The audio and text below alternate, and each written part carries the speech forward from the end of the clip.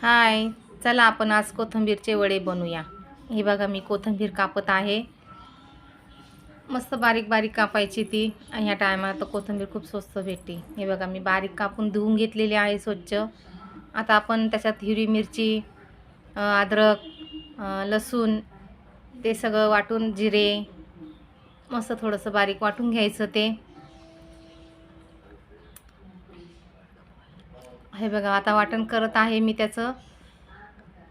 झालेलं आहे बघा वाटण. आता बाजरीचं पीठ घेतलेलं आहे. त्याच्यात खूप छान लागतात हे मुटकुळे.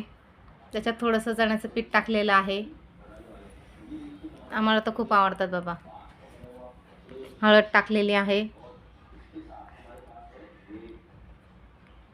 मीठ टाकले त्याच्यामध्ये चवीपुरतं. आणि आता हे बघा हे बारीक वाटण घेतलेलं आहे. हिरवी मिरची आणि ते सगळं ते टाकलेलं आहे त्याच्यात. आता थोडं मिक्स करून घेतलं सगळं ते मस्त. आणि आता ही कोथिंबीर कापलेली होती ती कोथिंबीर त्याच्यात टाकून देऊ आपण सगळे. खूप छान लागतात खरंच हे मुटकुळे. आता हे सगळे टाकले त्याच्यामध्ये कोथिंबीर.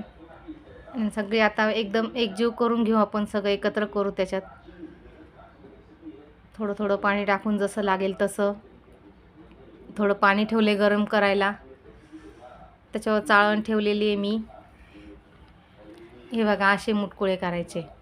हे बघा एक एक एक एक ओळी त्याच्यात ठेवेल आता मी वाफायला. झाकण ठेवले. 10-15 मिनटं ठेवू आपण ते, तोपर्यंत होऊन जाईल.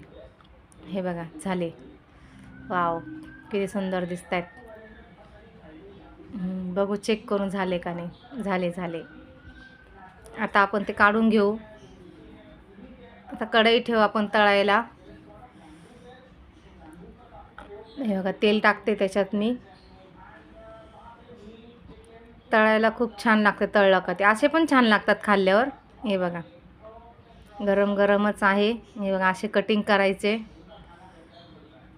माझे पोरी तर असेच खात होते. असे पण छान लागतात आणि फ्राय केल्यावर पण छान लागतात. हे बघा टाकते आता कढईमध्ये. मस्त असे खरपूस भाजायचे. खूप छान लागतात असे पण.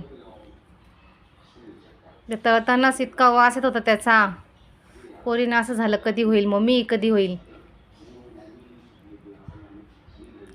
हे बघा असे फ्राय करायचे मस्त.